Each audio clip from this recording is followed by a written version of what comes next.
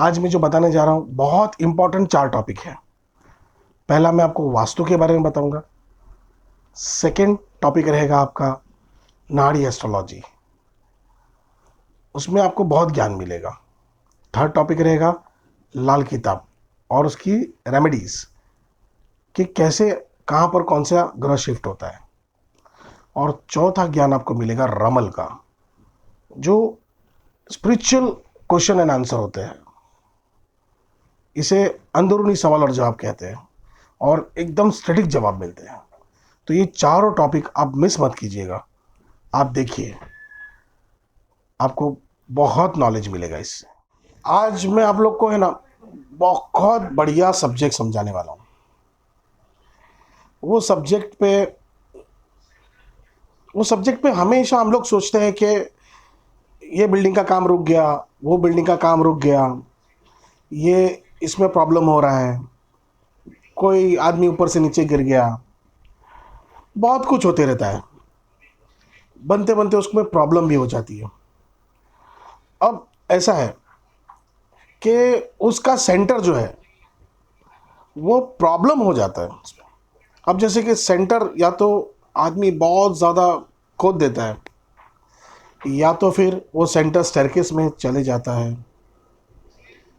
अब काफ़ी बिल्डर्स के उसमें प्रोजेक्ट अटक जाते हैं। वो बिल्डर्स सोचते हैं कि ये अटका क्यों है। किसी किसी के 5 साल अटक जाते हैं, किसी किसी के 10 साल अटक जाते हैं। आर्किटेक्ट भी नहीं समझ पाता है कि मैंने सेंटर को कहाँ यूज़ कर लिया। सेंटर हमेशा खाली होना चाहिए, एम्प्टी होना चाहिए।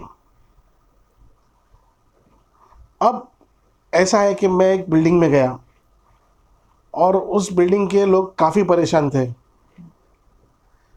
ऐसी ऐसी इश्यू थी कि मैं परेशान हो गया।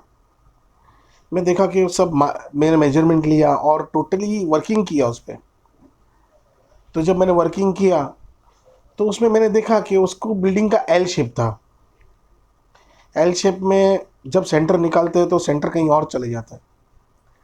अब वो सेंटर बिल्कुल आके अटक गया लिफ्ट के अंदर, मतलब डगिंग में। अब ये लोग 4 साल से मेहनत कर रहे हैं पर कुछ रिजल्ट नहीं आ रहा है।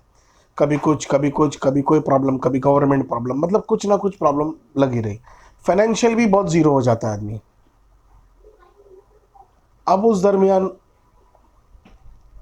मेरा जाना हुआ और मैंने चेक किया तो जब मुझे पता चला ये तो एल शेप में है, इसका सेंटर तो ज़मीन के अंदर चले गया जहाँ पर लिफ्ट का काम हो रहा था। अब उसे ठीक किया, उसे प्रॉपर वे में लाए, उसे कट किया, एल शेप को कट करके सेंटर चेंज किए। अब जैसे ही सेंटर चेंज किए वो बिल्डिंग का काम आस्ते आस्ते स्मूथली चलने लगा। और चलते चलते चलते आज वो बिल्डिंग कब की कंप्लीट हो गई, 6-8 महीने में कंप्लीट होने के बाद उसमें एक मॉल चालू हो गया और आज फर्स्ट क्लास चल रहा है। मतलब कहने का मतलब कि आज बिल्डर लोगों को, बिल्डर लॉबी को ये मालूम ही नहीं पड़ता है कि उनकी जो प्रोजेक्शन है वो अटकी क्यों है। क्या कर दिया ऐसा ज़मीन में उन लोग ने कि वो अटक गई, वो खड़ी ही नहीं हो पाई। कभी बिल्डर लॉबी मरम स्थान पे कुछ खड़ा कर देता है, कभी भ्रम भ्रम स्थान पे कुछ खड़ा कर देता है सेंटर। तो जो भी बिल्डिंग्स अटकी है उसका मेजर इशू उसे फ्लोर प्लान पे मिल जाएगा, ज़मीन में से मिल जाएगा। या तो उन्होंने सेंटर को प्रॉब्लमेटिक कर दिया है जिसकी वजह से उनका पूरा कारोबार अटक गया है। काफ़ी कुछ इसमें प्रॉब्लम क्रिएट हो जाते हैं, जैसे कि लिटिगेशन आ गया, बीएमसी आके बोलती है नहीं करने देंगे, कुछ भी XYZ एलिगेशन हो गया। तो ये बहुत ही इंपॉर्टेंट थिंग है कि हमें सेंटर को बहुत संभाल के यूज़ करना चाहिए, उसके ऊपर कोई भी चीज़ आनी नहीं चाहिए। और उस वजह से अगर जो सेंटर प्रॉब्लम में आ गया तो डेफिनेटली बिल्डिंग का काम रुक जाएगा। और आप ऐसी कहीं कितनी बिल्डिंग देख चुके हो। इसका सॉल्यूशन है, बहुत अच्छा सॉल्यूशन है। सॉल्यूशन ये है कि आप देख रहे हैं ये बिल्डिंग एल शेप में, इसका फ्लोर प्लान, ये फ्लोर प्लान है और ये इसका एल शेप में लेआउट है। देखिए आप, ऐसे गए ऐसे आई। अब इसका सेंटर, यही बिल्डिंग के बारे में बात कर रहा था जो रेडी नहीं हो रही थी। अब ये एल शेप है, अब इसका सेंटर हमने निकाला तो सेंटर यहाँ आ रहा था, इस डॉट में, इधर अंदर आ रहा था, इसके पास आसपास, इधर लिफ्ट के अंदर। अब ये सेंटर यहाँ आ गया इस तरफ, तो कैसा प्रॉब्लम होगा कि ये बिल्डिंग खड़ी नहीं हो रही थी, ये डगिंग के अंदर चली गई थी, सेंटर में बहुत बड़ी मिस्टेक हो गई थी। तो इसे हम लोग ने टोटली रिवाइज किया और उसका ऑपरेशन किया कि हम लोग ऑपरेशन करेंगे। अब ऑपरेशन कैसे करेंगे, हमने ये फ्लोर को कट कर दिया, यहाँ से ये कट हो गया। ये जैसे ही कट हुआ इसका लेआउट सिंपल इधर से इधर तक का हो गया, एक लंबा पट्टा हो गया। अब इसमें कैसे कोई एल शेप नहीं बचा, तो इसका सेंटर अब यहाँ हो गया। अब ये सेंटर, हमने इसको सेंटर की प्रथा की, जो सेंटर में हम लोग जो विधि करते हैं, जो कुछ भी करते हैं वो हमने की और नया सेंटर बनाया। अब ये सेंटर नया बना तो इसने अपनी ऊर्जाओं को देना चालू किया। सेंटर मतलब पावर हाउस, बहुत बड़ा पावर हाउस। ये पावर हाउस सब जगह अपनी एनर्जी प्रोड्यूस करता है। जब यहाँ था तो ये अंदर चले गया था तो एनर्जी नहीं दे रहा था, डगिंग में था। अब ये बाहर आ गया तो अब ये अपनी एनर्जी प्रॉपरली देगा। टोटली 16 जोन को अपनी एनर्जी देना है उसको, ये 16 के 16 जोन को बराबर एनर्जी देगा। तो ये जब एनर्जी देगा तो ये काम रुकेगा ही नहीं, ये चलेगा, अच्छी तरह से बनेगा। जैसे ये बाहर आया, नॉर्थ एक्टिव हो गया, नॉर्थ ईस्ट एक्टिव हो गया, नॉर्थ ईस्ट एक्टिव हो गया, ईस्ट नॉर्थ ईस्ट एक्टिव हो गया, ईस्ट एक्टिव हो गया, ईस्ट साउथ ईस्ट एक्टिव हो गया, साउथ ईस्ट एक्टिव हो गया, साउथ साउथ ईस्ट भी एक्टिव हो गया, साउथ एक्टिव हो गया, साउथ साउथ वेस्ट एक्टिव हो गया, साउथ वेस्ट भी एक्टिव हो गया, वेस्ट साउथ वेस्ट भी एक्टिव हो गया, वेस्ट भी एक्टिव हो गया, वेस्ट नॉर्थ वेस्ट एक्टिव हो गया, नॉर्थ वेस्ट एक्टिव हो गया, नॉर्थ नॉर्थ वेस्ट भी एक्टिव हो गया। अब ये सारे जोन एक्टिव हो गए तो कैसी प्रॉब्लम, फिर कोई प्रॉब्लम नहीं आने वाली बिल्डिंग खड़ी होने में। फिर इनका स्ट्रक्चर रेडी होने लगा, कंस्ट्रक्शन का काम चालू हो गया प्रॉपरली, और आज इसी जगह पे एक अच्छा सा मॉल है और ये बिल्डिंग चालू हो गई। तो इन शॉर्ट कि अगर जो तुम्हारा सेंटर डिस्टर्ब होगा, कहीं भी अंदर दब गया या नीचे चले गया, या इसके ऊपर कोई वॉचमैन की टॉयलेट या बिल्डिंग की टॉयलेट्स बन गई, इधर कुछ भी बन गया, तो ये प्रॉब्लम होने ही वाली है। ये हमने बात की आज सेंटर की, जो बिल्डर लॉबी हमेशा अटकती है और उनकी बिल्डिंग अटक जाती है।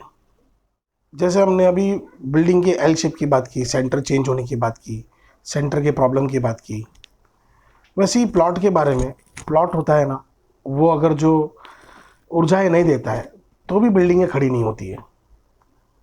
कभी कभी प्लॉट बहुत ही प्रॉब्लम वाला होता है, जैसे कि उसके अंदर कुछ एनर्जी ही नहीं होती है और बिल्डर बिल्डिंग बना देता है, तभी सेंटर ट्रीट करेंगे ना वापस, तो वो प्लॉट में भी एनर्जी आ सकती है। लेकिन अगर जो पहले ही पता चल जाता है कि प्लॉट में एनर्जी डालना कैसे है, तो बहुत इजीली ये बिल्डिंग अटकेगी ही नहीं, मतलब खड़ी हो जाएगी। तो वो कैसे करेंगे वो मैं आपको बताऊंगा अभी। कोई भी प्लॉट रहे उसके अंदर उसे जो उसकी एनर्जी है वो मिट्टी लेके चेक करना है कि उसके अंदर कितनी एनर्जी है, क्या वो पावरफुल है, इस पर खड़े रह सकती है बिल्डिंग, या वो अपनी ऊर्जाएं दे रही है, पॉजिटिवनेस दे रही है कि नहीं दे रही है। अगर जो नहीं दे रही है तो कुछ नहीं करना है। उसके अंदर 2.5 फीट का खड्डा, सब जगह से 2.5 फीट अंदर डालना है, खोद के मट्टी निकालनी है 2.5 फीट बाहर, 2.5 से 3 फीट एटलीस्ट वो बाहर निकलेगी। उसके बाद जो मिट्टी वहाँ पड़ी है वापस उसे एक बार चेक करना है। फिर भी एनर्जी नहीं दिख रही है तो हमें क्या करना है, हमें ऐसी कोई मिट्टी लानी है जो उपजाऊ ज़मीन की हो, मतलब एकदम एनर्जी वाली हो। जैसे कि कोई मॉल है बहुत अच्छी तरह चल रहा है तो डेफिनेटली उसकी मिट्टी बहुत ज़बरदस्त उसका एनर्जी देगी। तो ऐसी कोई मिट्टी लाके फिर वो 2.5-3 फीट कवर करना है, तब वो नीचे से ऊपर तक चार्ज हो जाएगी, और जब चार्ज हो जाएगी तो वो अपनी एनर्जी देगी। फिर आप चेक कीजिए, आपको 110% एनर्जी मिलेगी। ये था मेरा प्लॉट के बारे में सॉल्यूशन, बिल्डिंग के सेंटर के बारे में सॉल्यूशन। आज हम नाड़ी एस्ट्रोलॉजी के बारे में बात करेंगे। नाड़ी एस्ट्रोलॉजी फ्यूचर के बारे में बहुत कुछ बता देती है। वो नॉर्मल एस्ट्रोलॉजी से नहीं है, एस्ट्रोलॉजी जैसी वो हर चीज़ की प्रिडिक्शन प्रॉपर बताती है। नाड़ी एस्ट्रोलॉजी, लोग मुझसे पूछते हैं नाड़ी मतलब क्या, आप हाथ पकड़ के बताते हो क्या? मैं बोला नहीं भाई, हाथ पकड़ के नहीं बताते। हम कुंडली में सब कुंडली के एग्जैक्ट नंबर्स निकाल के उसके नीचे जो नंबर्स आते हैं उससे बताते हैं। इसके लिए फ्यूचर बहुत आसान होता है। फ्यूचर में हर चीज़ आसानी से हो जाती है। जैसे कि कोई भी चीज़ उसकी डीबीए में, मतलब दशा, अंतरदशा, पदंतर दशा, इनसे नाड़ी में बहुत अच्छी तरह पकड़ हो जाती है कि क्या होने वाला है। आज हम लोग उसके बारे में बात करेंगे और जानेंगे। जैसे कि हमारी कुंडली में उस सारी कुंडलियों का निचोड़, मतलब भावचलित, लग्न कुंडली, ये सब कुंडलियों में से जो नंबर्स निकलेंगे उसे नाड़ी कहते हैं। जैसे कि नंबर से पता चलता है एग्जैक्टली कि कौन से ग्रह में कौन सा नंबर है। जैसे कि 5-11 रहा तो लव मैरिज कंफर्म हो गई। जैसे कि 1-6-10 रहा तो डिवोर्स कंफर्म। जैसे 1-3-6-12 मतलब लिटिगेशन कंफर्म। जैसे 1-3-10-12 मतलब जेल कंफर्म।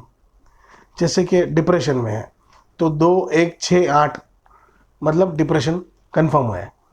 7-8-12 मतलब वो भी मार्स में रहेगा तो आदमी मर्डर करेगा, कंफर्म। 6-8-12 मतलब बैंक करप्सी, बीमारी। 1-4-10 मतलब नो चाइल्ड। ऐसा बहुत कुछ है नाड़ी में। जैसे कि मार्स में और सन में अगर जो 10-11 आता है, दैट मीन्स कि लड़का आईएएस ऑफिसर बनेगा। लेकिन पता कैसे चलेगा? लड़का आईएएस ऑफिसर तो बनेगा लेकिन पता कैसे चलेगा? तो नाड़ी का मतलब ये होता है कि पहला फ्यूचर प्रेडिक्शन, बच्चे छोटे होते हैं उनकी फ्यूचर के बारे में बता सकते हैं कि कल वो क्या करने वाला है, कल उसकी पढ़ाई कहाँ तक होगी, क्या कंफर्मेशन होगा, पढ़ाई कर पाएगा कि नहीं कर पाएगा। तो माँ बाप उतना प्रिकॉशन ले सकते हैं। जैसे कि उसको फिल्म इंडस्ट्रीज में जाना है तो उसको 5-9-11 अगर जो रहेगा तो फिल्म इंडस्ट्रीज में जाएगा, वो भी वीनस में, तो ही जा पाएगा। तो ये नाड़ी के भेद है। ये बहुत कंपलसरी है लोगों के लिए कि देखना। जैसे 5-9 अगर जो है तो वीज़ा लग सकती है, 5-9-12 है वीज़ा भी हो सकती है। मतलब एक आदमी तरक्की कर सकता है। तो लोगों को मालूम पड़ सकता है कि हमारे बर्थ चार्ट से हमें मालूम पड़ा कि ये ऑप्शंस है। नाड़ी का मतलब ये नहीं कि हाथ की नाड़ी पकड़ ली और नाड़ी देखना चालू कर दिया, नहीं। नाड़ी एस्ट्रोलॉजी एक न्यूमरो बेस है पूरा, और उसके सारे रिजल्ट्स आते ही है। और कंफर्मेशन ग्रह पहले ही बता देते हैं कि क्या होने वाला है। 6-8-12 मतलब बीमारी। 6-8-12 आ गया तो बहुत सारी तकलीफें आती है, तो उसे कंट्रोल करना पड़ता है। अगर जो पहले से मालूम हो तो हम कंट्रोल कर सकते हैं। आज हम लोग बच्चों के फ्यूचर के बारे में बात करेंगे। माँ बाप कहते हैं इंजीनियर बन जा, डॉक्टर बन जा, आईएएस बन जा, आईआरएस बन जा, जज बन जा बोल तो देते हैं, लेकिन देखते हैं कि बच्चा कैपेबल है कि नहीं। हाँ, बच्चा कैपेबल है कि नहीं है मालूम है? नहीं मालूम है। कैसे पता चलता है? बच्चा इंजीनियरिंग में जाता है, फेल हो जाता है। मेडिकल में बेचारा मेहनत करता है, फिर फेल हो जाता है। सीए बनता है, 4-4 5-5 टाइम एग्जाम देता है। एमबीए के लिए वो बहुत मेहनत करता है, लेकिन वापस वही फेलियर काउंट होता है। आईएएस के लिए तो हज़ारों बच्चे बैठते हैं, कुछ ही सिलेक्ट होते हैं, और पूरी पूरी ज़िंदगी डाल देता है आईएएस के लिए। फिर आईपीएस के लिए पूरी पूरी ज़िंदगी चली जाती है, पास होके भी फेलियर काउंट होते हैं। तो क्या करोगे? आईएफएस, उसके लिए भी लोगों को मालूम नहीं है। बस मेहनत करते रहेंगे, पढ़ते रहेंगे, काम हो जाएगा? नहीं, पढ़ने से काम नहीं होगा। आईआरएस, फिर लॉयर्स, फिर जज, तो कैसे बनेंगे ये? माँ बाप की इच्छा तो है हाई प्रोफाइल बनाएंगे, छोटा नहीं बनना चाहिए, पढ़ाई बनना चाहिए। तो कैसे पता चलेगा? ये सिर्फ नाड़ी से पता चल सकता है, नाड़ी एस्ट्रोलॉजी से, और कहीं से नहीं पता चलेगा। अगर जो इंजीनियर बनना है तो बच्चों के पास वो नंबर्स होने चाहिए, 4 5 9 11, साथ में 8 12। मेडिकल में जाना है तो 4 5 11, 9 11 भी लगा सकते हो, 1 6 8 12 भी लगा सकते हो, 1 6 12 भी लगा सकते हो, तो मेडिकल में जाएगा। अब सीए के लिए इतनी मेहनत करनी है उसको, पढ़े हैं सीए करने के लिए, सीए का काम करेंगे, सीए करेंगे, एग्जाम्स देंगे। अरे भैया 2 11 है ही नहीं उसके पास, 3 11 नहीं है, प्लस 6 10 नहीं है, तो कैसे बनेगा सीए? पॉसिबल ही नहीं है। एमबीए करना है, मैनेजमेंट में जाना है, अरे 10 11 है ही नहीं उसके पास, तो कैसे जाएगा एमबीए में? नहीं जा पाएगा। आईएएस, बहुत बड़ी लॉबी आईएएस की, 4 हजार एग्जाम देते, 2 हजार एग्जाम देते एक साथ में, इतनी बड़ी बड़ी एग्जाम होती, सिलेक्शन होता है, पास कितने होते गिने चुने। क्यों? सब इंटेलिजेंस है लेकिन आईएएस में गए। अरे भाई नंबर ही नहीं है, सन में 10 11 6 11, मून में ना, मार्स में, तो कैसे बनेंगे? आईपीएस बनाना है, माँ बाप को बनाना है पुलिस ऑफिसर, आईपीएस बन भाई, आईपीएस बनेगा कैसे? भाई नंबर नहीं है उसके पास, मार्च में 7 8 7 12, नहीं बन पाएगा। आईएफएस 3 9 12, प्लस आईएएस में भी वही चाहिए, कभी कभी 3 9 12। लॉयर के लिए 6 8 12 स्ट्रांगली चाहिए 10 11 के साथ में, नहीं मिल पाता है। तो बच्चा बनता है क्या लॉयर? नहीं बनता है, प्रैक्टिस करके आधे में छोड़ देता है। जज बनना है, अरे जज बनना आसान है, जुपिटर और विनस में चाहिए उसको 6 8 12 10 11, सन और मून का सपोर्ट भी चाहिए उसमें। पॉलिटिशियन के लिए हर कोई खड़ा हो जाता है, पॉलिटिक्स में जाएंगे, अरे भाई नंबर है क्या पॉलिटिक्स में जाने के लिए? नहीं नहीं, फिर भी पॉलिटिक्स में जाएंगे। भाई नंबर्स ही नहीं है, नंबर्स है तो बनोगे ना। 1 11 10 11 पॉलिटिक्स के नंबर है ये, 1 6 10 11 भी स्पेशली एक एक ग्रह के अंदर ये नंबर्स होने चाहिए, तब आदमी पॉलिटिशियन में जाता है, नेम फेम कमाता है। नहीं, कल हर किसी को हीरो बनना है, पिक्चर में आना है, अरे विनस स्ट्रांग है, विनस के अंदर वो नंबर है जो तुम इमीडिएटली हीरो बन जाओगे। कभी सुना है एक अंधेरी गुफा होती है और उसके अंदर मशाल ढूंढते हैं हम लोग। एग्जाम्पल के तौर पे एक अंधेरी गुफा के अंदर हम जाते हैं और हम स्विच बोर्ड ढूंढते हैं बटन दबाने के लिए कि भाई बटन दबेगा लाइट चालू होगी, अपॉर्चुनिटी मिलेगी लाइट चालू होगी। वो गुफा हमारे लिए है? अगर जो ये नंबर्स उस जगह पे है और वो नंबर्स वाले काम कर रहे हैं, जैसे कि जो नंबर्स का बच्चा है और उसी नंबर्स के सब्जेक्ट में जा रहा है, तो डेफिनेटली उसको स्विच बोर्ड मिल जाएगा, फिर लाइट चालू करेगा, इमीडिएटली दूसरी लाइट चालू होगी, तीसरी होगी, ऐसे करके वो आगे निकल जाएगा। इन शॉर्ट, नाड़ी एस्ट्रोलॉजी में सब कुछ पता चल सकता है, मिसकैरेज से लेके प्रेगनेंसी तक, बच्चे की फ्यूचर तक, लिटिगेशन, एलिगेशन, जेल वगैरह सब कुछ, एवरीथिंग। पर हमारे तक ये ज्ञान पहुंचा ही नहीं है। ज्ञान पहुंचेगा तो हम पहुंचेंगे ना वहां तक। फिल्म इंडस्ट्रीज में जाना है, वीनस वेरी इंपॉर्टेंट। जैसे सिनेमा में जाना है, 5 8 12 10 11 3 11, वीनस में तो ही काम करेगा वो आदमी, नहीं तो क्या होगा? कुछ नहीं होगा। 5 8 12 आ गया तो स्कैंडल होगा, उसका स्कैंडल होगा। स्कैंडल का मतलब आप समझते हो? ग्लैमर चाहिए, 5 8 10 11, वीनस वेरी कंपलसरी। और वीनस में नहीं है तो आप मेहनत मत करो, मेहनत करते हो तो प्रॉब्लम होती है। आप लोग आते हो, अपना खर्चा करते हो इतना, इंडस्ट्री में हीरो बनना है, साइड हीरो बनना है, एक्टर बनना है, जो भी बनना है, लेकिन कैसे बनोगे? वो नंबर्स होने चाहिए। कुछ लोग अंगूठी अंगूठी पहना देते, अंगूठी पहनो, अंगूठी पहनो, बन जाओगे। अरे कैसे बनोगे? कोऑर्डिनेशन तो चेक करो। नाड़ी इज वेरी इंपॉर्टेंट, नाड़ी एस्ट्रोलॉजी सबसे इंपॉर्टेंट चीज है इस चीज के लिए। सॉफ्टवेयर इंडस्ट्रीज में बच्चे को जाना है, नंबर्स तो होने चाहिए। आईटी ग्लोबल में जाना है, नंबर्स तो होने चाहिए। एजुकेशन में जाना है, नंबर्स तो होने चाहिए। फेम के नंबर्स नहीं होंगे तो नहीं होगा, कंपलसरी है। फिलोसोफर बनना है, वो भी नंबर्स चाहिए। प्रॉपर्टी चाहिए, प्रॉपर्टी में प्रॉफिट चाहिए, कैसे होगी? अरे बिल्डर तो बन जाते हो, लेकिन नंबर्स है? नंबर्स है आपके पास? नहीं है। 4, 11, 12 ये नंबर नहीं होंगे तो नहीं बनोगे प्रॉपर्टी में। ये नंबर्स चाहिए। लग्जरी व्हीकल चाहिए, लग्जरी व्हीकल तो चाहिए पर नंबर्स है। वो एस्पेक्ट होने चाहिए उसमें, वो मून का एस्पेक्ट में होना चाहिए, जुपिटर के एस्पेक्ट में होना चाहिए, तब जाके तुमको ये मिलेगा। वीनस के एस्पेक्ट में होना चाहिए, Venus is very important for luxury, तब जाके तुमको लग्जरी मिलेगी। अभी बहुत सारी प्रॉपर्टी आदमी की हो जाती है, मैंने कहीं चेक किया कि बहुत प्रॉपर्टी है इसकी, इसको इनकम आ रही है रेंटल की, मतलब 4 6 11 उसके पास मिलता ही है, मुझे 4 6 11 एस्पेक्ट मुझे मिलते ही, उसके नंबर्स मिलते ही उसमें, तो रेंटल इनकम आ रही है अच्छी खासी। अब जैसे इंटरकास्ट मैरिज, इंटरकास्ट मैरिज कब होता है? राकेश में। राकेश कौन? राहु केतु और शनि। राहु केतु शनि में जब 6 8 12 होता है ना, तब इंटरकास्ट मैरिज कंपलसरी फिक्स है। और मैंने कई कितनी कुंडलियों में चेक किया है,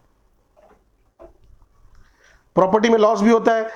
6 4 8 12 में प्रॉपर्टी में लॉस होता है, और ये जब राकेश में आता है, राहु केतु में आता है और शनि एक साथ, तब ये लॉस है। तो वैसे ही ये इंटरकास्ट मैरिज भी लॉस है या पास है, बट वो होना ही होना है। जैसे कि ये नंबर्स मिल गए तो इंटरकास्ट कंपलसरी। अभी ट्रैवल करना है, ट्रैवल करना है, मालूम नहीं है वीज़ा मिलेगी कि नहीं मिलेगी। वीज़ा के नंबर 3 9 12 ये हुए तो वीज़ा कंफर्म, तुम बाहर जाने वाले हो। पर दशा देखनी है, अंतरा देखना है, तब पता चल जाएगा कि ये कौन से साल में उड़ने वाला है, कौन से महीने में जाने वाला है। वो बहुत इंपॉर्टेंट है। 3 मतलब शॉर्ट डिस्टेंस, 9 मतलब लॉन्ग डिस्टेंस, 12 मतलब ओवरसीज। बट कौन से देश में, कैसे जाना है? अच्छी डेवलप कंट्री में जाना है, जैसे अमेरिका, यूएसए वगैरह, तो उसके लिए वीनस में फिर चाहिए ये नंबर्स, मर्क्यूरी में चाहिए, जुपिटर में चाहिए, मून में चाहिए, तो वेल डेवलप कंट्रीज में जाएगा आदमी। बट अगर अभी दुबई जाना है, सऊदी जाना है, अरब कंट्रीज जाना है, अफ्रीका जाना है, नॉन डेवलप कंट्री मतलब ओके, तो ये सब नंबर किस में आएंगे? सन में आएंगे, शनि में आएंगे, राहु में आएंगे, केतु में आएंगे, मंगल में आएंगे। ये मतलब अगर जो वापस आने वाला है उसके भी नंबर्स है, 2 4 11, 3 9 12, साथ में 2 4 11 होगा तो वापस आएंगे, वहां रुकेगा नहीं आदमी। तो ये नाड़ी से पता चलता है वेल डेवलप कंट्रीज में जाने वाला है कि अफ्रीका जाने वाला है, सब बताती है नाड़ी, एवरीथिंग, ईच एंड एवरीथिंग। जैसे पर्पस ऑफ जर्नी, अभी जर्नी कैसे करनी है, कौन सी जर्नी करनी है, कहाँ कहाँ जाना है, उसके भी नंबर्स है। हज करना है तो वीनस में 9 12 है तो हज करेगा ये आदमी। एजुकेशन, बाहर एजुकेशन करता है, जैसे कि 2 4 5 9 11 प्लस 9 12 तो जाएगा। प्रोफेशन के लिए जाना है 2 6 10 1 9 12 तो जाएगा। मेडिकल के लिए जा रहा है 1 6 10 12 प्लस 9 12। स्पोर्ट्स के लिए जाना है 5 6 10 9 11 12, सन में रहेगा तो जाएगा स्पोर्ट्स के लिए। टूरिज्म के लिए जा रहा है 5 + 9 12 तो जाएगा ना। अवार्ड लेना है, फॉरेन अवार्ड्स, जुपिटर या विनस में, अगेन जुपिटर विनस 10 11 है तो 9 12 साथ में तो कंपलसरी जाएगा, उसको अवार्ड भी मिलेगा, प्राइज लेगा वो। ये होता है। कॉन्फ्रेंस के लिए जा रहा है 3 11 प्लस 9 12 तो कॉन्फ्रेंस में जाएगा। मतलब एक हर चीज के लिए नंबर्स है, वो पूरी तुम्हारी कुंडलियों में से ही बनते हैं और कुंडली से ही निकालने में आते हैं। फॉरेन में शादी करने वाला है तो क्या नंबर मिलेंगे? 2 7 11 प्लस 9 12 राकेश में, मतलब राहु केतु और शनि में, तो होएगा ना, वो बाहर शादी करेगा। सब ऐसा है, मतलब हर चीज का रास्ता है, हर चीज का। अभी आदमी पूछते लिटिगेशन में फंस गया हूं, लिटिगेशन में क्यों फंस गया, तो चेक कर, कोई प्रॉपर्टी लेने से पहले लिटिगेशन होने वाला है कि नहीं, तो कैसे चेक करेगा, नाड़ी में चेक करा जाएगा, उसके भी नंबर्स है, इनफैक्ट बेल के भी नंबर्स है कि वो अंडर सेटलमेंट होगा कि बाहर सेटलमेंट होगा, यहां तक नंबर्स बताते हैं। पर हम लोग देखना ही नहीं चाहते, हमें नॉलेज ही नहीं है। पता चले तो आगे जाएंगे ना आदमी। नाड़ी एस्ट्रोलॉजी में वो ताकत है कि हर चीज के नंबर्स बता देती है, पहले से ही बताती है, और श्योर शॉट, ये मैं अनुभव के प्रभाव में कह रहा हूं, मेरे अनुभव पे। जेल के लिए कौन से नंबर्स हैं, 2 3 8 12 राकेश में, राहु केतु शनि। बच्चा किडनैप होने वाला, वो भी नंबर्स है, हर चीज के नंबर्स है, अंडरग्राउंड होने वाला उसका भी नंबर्स है। बस इतना ही कहना चाहता हूं कि नाड़ी के अंदर आप ध्यान देंगे, आपको नाड़ी एस्ट्रोलॉजी से बहुत फायदा मिलेगा, हर चीज के नंबर्स है वहां। और हमारे जो बड़े लोग हैं जिन्होंने रिसर्च किया इन सब पे, इन्होंने बहुत मेहनत की है, बहुत मेहनत की है इन सब को हासिल करने के लिए, परफेक्शन लाने में जिंदगी निकाल दी, कि पूरी पूरी लाइफ डाल दी उन लोगों ने, सिर्फ हमें नॉलेज मिले, हम आगे जाए, इसका यूज करें, ये बहुत इंपॉर्टेंट है हमारे लिए। प्लीज इसका यूज करो, नाड़ी एस्ट्रोलॉजी को चेक करो, आपको सारे नंबर्स मिल जाएंगे आपकी लाइफ के। हाथ से नाड़ी नहीं पकड़नी है और ना ही पत्ते पे देखनी है नाड़ी, नाड़ी के नंबर्स होते हैं। अब हम लोग लाल किताब के बारे में बात करेंगे।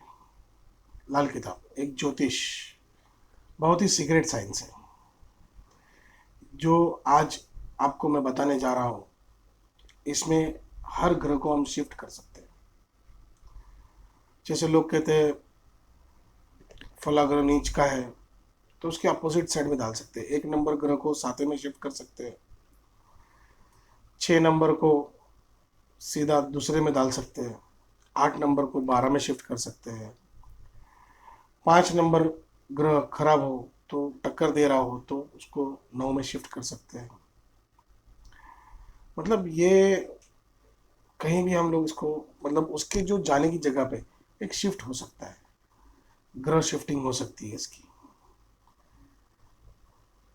जैसे शनि नीच का है तो उसको हम लोग 7वें में डाल सकते हैं, ऊंच का कर सकते हैं। इसमें सबसे इम्पोर्टेंट लग्न में ग्रह आए तो 7वें नंबर में जा सकते हैं। वर्षफल का बहुत बड़ा इंपॉर्टेंट है, आदमी की बर्थडे जाने के बाद उसको मालूम ही नहीं है कि उसके ग्रह कहाँ बैठ गए। हम लोग गोचर में पता करते रहते, गोचर में, ठीक है, गोचर भी इंपॉर्टेंट है, मैं ना नहीं कहता हूँ, बट वर्षफल बहुत इंपॉर्टेंट है। वर्ष की शुरुआत में जो फल वहाँ बैठ गए हैं उसको अगर जो ट्रीट कर दोगे पूरा साल प्रॉपर जाएगा। मैंने कहीं जगह चेक किया है कि जब बर्थडे जाती है तो आदमी का बहुत टाइम बुरा चलने लगता है, या तो अच्छा भी चलने लगता है। अगर जो बुरा चलने वाला है तो उसकी ट्रीटमेंट करो, बहुत सिंपल है। तो वर्षफल हर साल लाल किताब में आते हैं और हर साल हमको पता चलता है कि क्या होने वाला है और कैसे कैसे शिफ्ट कर सकते हैं, कैसे इसका ट्रीटमेंट कर सकते हैं, जिससे हमारी प्रॉब्लम को सॉल्यूशन मिले। और इसके अंदर बहुत सारी चीज़ें और उपाय भी बहुत आसान है, कोई ज़्यादा बड़े उपाय नहीं है। कुछ उपाय थोड़े टास्क जैसे है लेकिन करने पे रिजल्ट्स हैं कंफर्म। और आज अभी मैं बोलता हूं कि अगर जो आदमी वर्षफल को ट्रीट कर लेगा ना तो उसको और कुछ नहीं करना पड़ेगा। और लग्न के जो एक वन टाइम लग्न के अंदर जो है उसे ट्रीटमेंट कर दिया तो डेफिनेटली उसको रिजल्ट्स मिलना चालू हो जाता है, ऑटोमेटिकली बाय डिफॉल्ट रिजल्ट्स मिलता है। अब जैसे कि हम लोग बोलते हैं कि वर्षफल के अंदर ये चीज़ यहाँ आ गई तो उसे ट्रीट करके उसको सेट कर सकते हैं। अभी कुंडली में कहीं कहीं आदमी को मैंने देखा, मैंने काफ़ी लोगों को चेक किया। मेरे एक मित्र थे, वो मित्र को शनि एक अलग जगह पे बैठे थे। अब जब मैंने उनका हाल देखा, कुछ दिन पहले ही मैंने उनसे बात की कि तुम जानते हो तुम्हारी हालत ऐसी कैसे हुई? तो बोले नहीं यार। तो मैंने कहा कि ये प्रॉब्लम आपका घर लेने से हुई। जब आपने आज से 8 साल पहले घर लिया, वो घर लेते ही उनकी ज़िंदगी में सब तहस नहस हो गया, क्योंकि वहाँ पर लिखा था लिटरली कि ये आदमी 54 ईयर्स के बाद ही घर ले सके अपने नाम पे। उसने घर ले लिया, और जैसे ही घर लिया, उसके बच्चे का एक्सीडेंट, उसके प्रॉब्लम स्टार्ट हुए, यहाँ तक कि उसकी वाइफ भी डिवोर्स हो गया, सुसाइड कर ली, मतलब बहुत कुछ हुआ। कहने का मतलब यह है कि हर चीज़ हमें पहले से बता दी जाती है। अगर जो हम हमारे लाल किताब में जाए और वहाँ चेक करें ना, हमारा वर्षफल या शनि क्या बोल रहा है हमारे बारे में, किस तरीके से बता रहा है कि घर लेना चाहिए, नहीं लेना चाहिए, खुद के नाम पे, वाइफ के नाम पे लेना चाहिए, वॉट। और ये प्रैक्टिकल है, ये होता ही है। और ये मैंने देखा है कि हमेशा मिला है रिजल्ट्स। मेरी आंखों के सामने कई कुंडलियों में ऐसे रिजल्ट्स आए हैं, और वो एक्सेप्ट भी करते। जब मैंने उसको फ़ोन करके बोला ऐसा ऐसा हुआ घर लेने के बाद, तो उसने बोला हाँ प्रॉपर है, बात है, घर लेने के बाद ही मेरी कंडीशन ख़राब हुई। क्योंकि मैं उसकी निजी ज़िंदगी जानता था। ये सच बात है। आप थोड़ा सा प्रिकॉशन लेंगे ना, तो आपको रिजल्ट्स मिलेंगे। थोड़ी केयर लेने की ज़रूरत है। और कुछ लोग तो मुझे बोलते हैं हम नहीं मानते, तो मुझे लगता है कि ऊपर वाला उनको चाहता ही नहीं है कि उनका अच्छा हो, क्योंकि सब करने वाला वही है, समझाने वाला और समझा के हमें उस पर वर्क कराने वाला। और जब तक वो नहीं चाहता ना, कुछ नहीं होने वाला। बट कोशिश करो कि थोड़ा सा प्रिकॉशन लो इस चीज़ में, थोड़ा और आगे जाओ, समझो, आपको रिजल्ट्स मिलना है, एनी हाउ मिलना है। अभी मैं कुछ ग्रहों के बारे में बताऊंगा आपको, और ग्रह के बारे में आप सुनेंगे तो आपको अच्छा लगेगा, आप समझेंगे। शनि लग्न में हो तो क्या होता है? शनि लग्न में होता है तो नीच का कहते हैं लोग। इसका मतलब उसकी प्रॉब्लम स्टार्ट हो गई, कैश का फ्लो, कैश क्रंच बैठ जाएगा एकदम से, उसके बनते काम बिगड़ जाएंगे। जो भी काम हो, जितने भी काम हो, शनि लग्न में आया मतलब आदमी की हालत खराब, लाइफ टाइम वो डिसीजन ले ही नहीं पाएगा प्रॉपर। जब भी कुछ काम करने जाएगा और शनि उसका काम खराब ही कर देगा। एक ऐसा व्यक्ति था जिसको हीरो बनने के चांस मिले थे, लेकिन वो भागा। उस दिन उसकी साइनिंग होने वाली थी, लेकिन शनि ने दिमाग लगा दिया कि इसके पास पैसे कैसे आएंगे, नहीं आएंगे। वो वहां से भाग के सब काम छोड़ के वापस आ गए गाँव। बोले नहीं नहीं करना है। क्यों? शनि लग्न में था, नीच का है, कैश का क्रंच हमेशा रखेगा। अगर जो वो हीरो बन जाता तो डेफिनेटली कैश का फ्लो हो जाता। शनि वर्षफल में आएगा तब भी उतना ही इफेक्ट करेगा, उसे शिफ्ट करना पड़ता है। शनि छठे घर में होता है तो क्या होता है? दूसरे घर को डिस्ट्रॉय कर देता है, और वो डिस्ट्रॉय होता है तो सब प्रॉब्लम स्टार्ट हो जाती है। शनि चौथे घर में होता है तो क्या होता है? लिक्विडिटी, कैश का एकदम क्रंच हो जाता है। बट बहुत सिंपल वे से वो खुल भी जाता है। बट आदमी के वर्षफल में आके बैठ गया तो आदमी को परेशान होता पड़ता है बहुत ज़्यादा। और आपने किसी को पानी का दान दे दिया तो आपको कैश ऑफ लिक्विडिटी की लाइफ टाइम समस्या रह जाएगी। चंद्र 8वें में आ गया तो पूरा मनी कैश ब्लॉक कर देगा। चंद्र यही 12वें में आ गया और आपने किसी को गिफ्ट दे दिया, तब भी प्रॉब्लम क्रिएट कर देगा लाइफ टाइम। वैसे ही जुपिटर 7वें में आ गया तो आपकी ज़बान बहुत खराब चलेगी। आपको मालूम ही नहीं है कि एकदम आप ऐसी बातें करोगे समझ में ही नहीं आएगा। किसी को भी डांटोगे, कुछ भी करोगे, आपके बनते काम बिगड़ते रहेंगे। पार्टनरशिप में तो आप राजा बन के ऐसे दादागिरी करोगे, मतलब the language has been change. उसकी 7वें का जुपिटर, 10वें का जुपिटर कैश की बहुत बड़ी इश्यू देगा, बहुत ज्यादा, इतने प्रॉब्लम क्रिएट करेगा कोई लिमिट नहीं। वर्षफल में आ गया तो पूरा साल बिना आदमी वो कैश क्रंच में रहेगा, और लग्न में आ गया तो खत्म, उसकी सक्सेस की सीढ़ी बंद। उसी तरह अगर जो 8वें में आ गया तो नाम गुडविल सब खत्म हो जाएगा, सब बड़ा बड़ा करेगा, खत्म।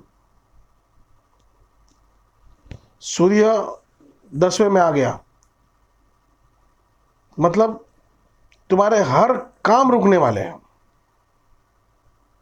हर काम रुकने वाले हैं। आज एक नॉर्मल चीज में मतलब मैं कहना चाहता हूं कि अगर जो मंगल बद, साथ में 2 ग्रह मिल गए, एक मंगल बद हो गया, केतु मंगल मिल गए, मंगल बद हो गया, सूर्य 10वें में आ गया, मंगल बद हो गया। मंगल बद, प्रति इंसान को 70% मंगल बद है, हमें मालूम ही नहीं व्हाट इज मंगल बद। हम मांगलिक के बारे में सुने, पर मंगल बद भी है, इतनी प्रॉब्लम्स है, कैसे निकलोगे? इसकी रेमेडी बहुत सिंपल है, आपको चाहिए तो आप मुझे कॉल करना, मैं आपको दे दूंगा उसकी रेमेडी। मंगल बद निकल जाएगा बहुत आसानी से, आपके काम स्लोली स्लोली चलने लगेंगे।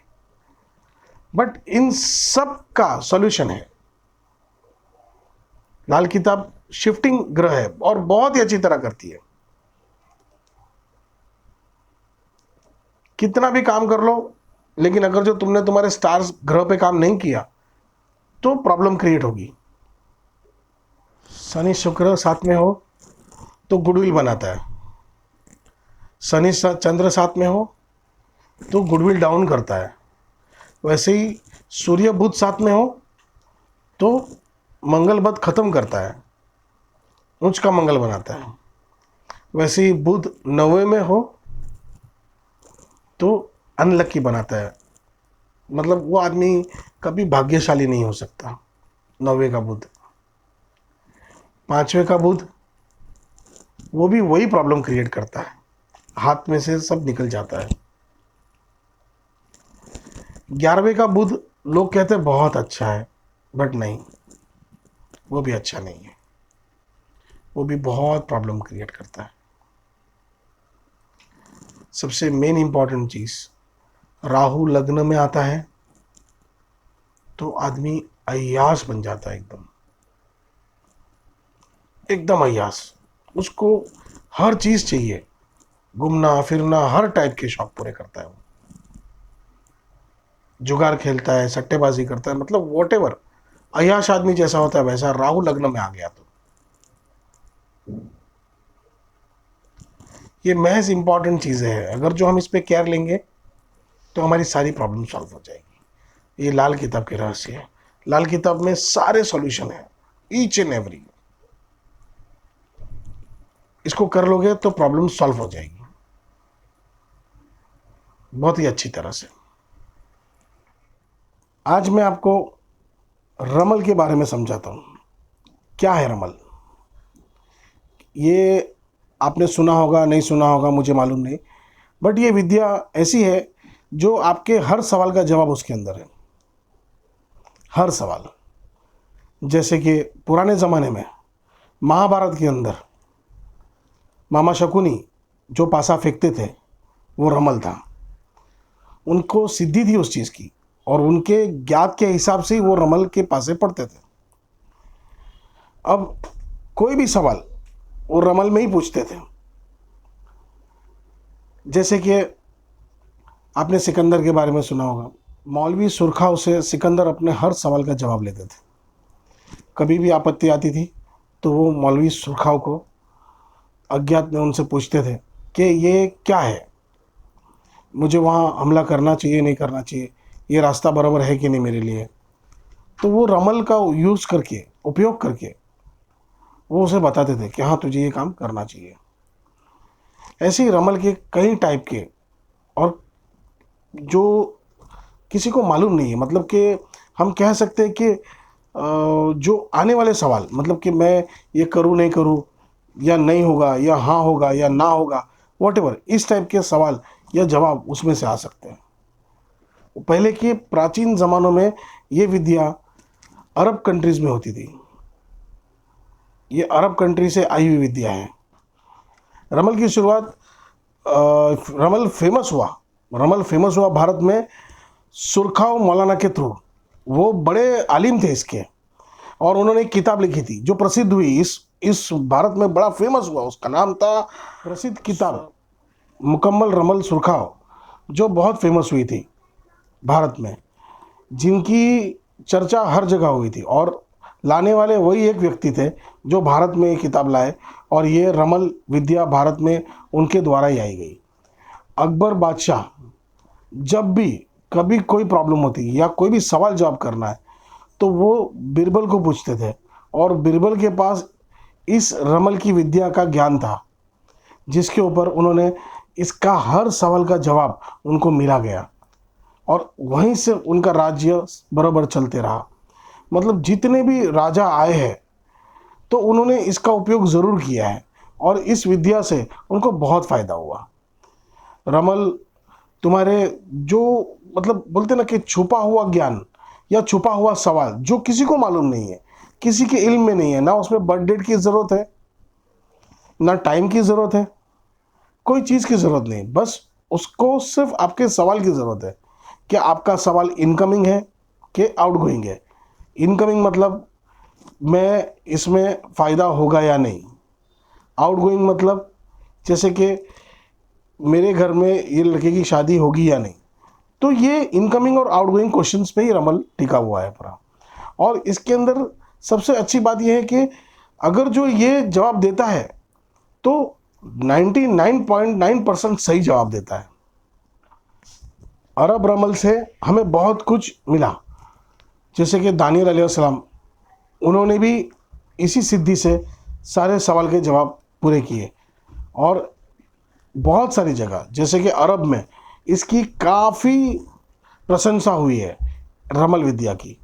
पहले जब भी कोई भी सवाल पूछता था तो इसके जवाब वो लोग उंगलियों पे देते थे, उंगलियों के कापे पे, उंगलियों के अंदर मतलब निशान बना के उसके जवाब उनको मिलते थे। तो ये बहुत ही प्रसिद्ध विद्या है, और इसे हर सवाल का जवाब आपको मिल सकता है। ये दानियल अलैहिस्सलाम को भी ये विद्या, वो बहुत इबादत करते थे, तो वहाँ से बहुत इबादत करते थे ऊपर वाले के पास, तो वहाँ से जिब्रील अलैहिस्सलाम वो उतरे और उनको ये हिदायत दी, और उन्होंने इसकी हिदायत देने के बाद दानियल अलैहिस्सलाम ने इसको बहुत अच्छी तरह फैलाया। मतलब ये रमल हर भाषा में यूज़ होने लगा, फिर चाहे ग्रीक में हो, चाहे यूरोप में हो, चाहे अरब में हो, चाहे अभी हिंदुस्तान में। अब इसका पकड़ हिंदुस्तान में बहुत अच्छा पकड़ रहा है। इसके 16 घर रहते हैं, बाकी सब कुंडली के 12 घर होते हैं, इसके 16 घर होते हैं। ये 16 घरों से जवाब देता है, और जवाब स्टैटिक होते हैं, उसके पासे होते हैं। खास बात यह है कि इसके पासे बनने बहुत मुश्किल होते हैं, वो साल में एक ही बार बनते हैं, और उसी दिन पे बनते हैं। एक बेहतरीन दिन होता है। इसकी खासियत यह है कि वो पासों की वेट प्रॉपर होनी चाहिए। अभी मैं आपको पासे दिखाऊंगा और वो आप देखिएगा, उसी हिसाब से उस पर निशान भी लगे होंगे, वो निशान भी देखिएगा, उसी निशान से हम लोग काम कर सकते हैं। अभी मैं आपको थोड़ी देर में चार्ट दिखाऊंगा उसका, वो चार्ट देखेंगे तो उसमें भी दिखेगा रमल क्या काम करता है। ये रमल के पासे है, आप देखिए, देखिए इस तरीके से हर जगह इसमें हर निशान है, वो निशान बताते हैं कि आपका काम कहाँ पहुँचेगा। ये निशान के बारे में भी मैं आने वाली वीडियो में बताऊंगा, लेकिन ये देखिए सारे निशान इसी पे है। लाइन आई तो क्या आएगा, ये आया तो क्या आएगा, कैसे गिरेंगे, क्या हिसाब से होगा, ये सब कुछ बताने में आएगा। ये रमल है, ये विद्या स्टैटिक जवाब देती है, ना इसमें कुंडली की ज़रूरत है, ना इसमें आपको अपनी जब बर्थ डेट की ज़रूरत है, सिर्फ आपके सवाल, उसका जवाब वो आपको मिल जाएगा। हम कह सकते हैं कि रमल विद्या सबसे प्राचीन विद्या है। उस ज़माने में कलम भी नहीं होते थे, पेपर नहीं होता था, तो ज़मीन पे निशान लगा के वो लोग प्रश्नों के उत्तर मिलते थे, वो भी ज़मीन पे मिट्टी में उसके प्रश्नों के उत्तर मिलते थे, या तो उंगलियों पे निशान करके प्रश्नों के उत्तर मिलते थे। ये बहुत ही बेहतरीन विद्या है। इसे इंग्लिश में जियोमेंसी कहने में आता है और ये हर जगह चलती है। मैन्यूअल ऑफ अकलिज्म एक बुक थी, उसमें लिखा गया था और लेखक ने लिखा था कि ये जो कछुए के ऊपर निशान बनाते हैं वो चीन में सबसे ज़्यादा चलते थे। तो कछुए पे निशान बनाने के बाद वहाँ से वो लोग भी उसी तरह से रमल के हिसाब से ही पकड़ते थे। अब हमने एक नई भाषा में चीज़ सीखी है, उसका नाम है फेंगशुई। फेंगशुई की भी स्थापना वहीं से हुई है, रमल से। और आज सब लोग देखते हैं फेंगशुई फेंगशुई फेंगशुई, बट कौन है माँ बाप? तो रमल है। चिन्हों और बिंदु का कमाल है। तो वहाँ से पता चल जाता है कि ये काम होने वाला है या नहीं होने वाला है। फ्यूचर क्वेश्चंस, ये रमल है।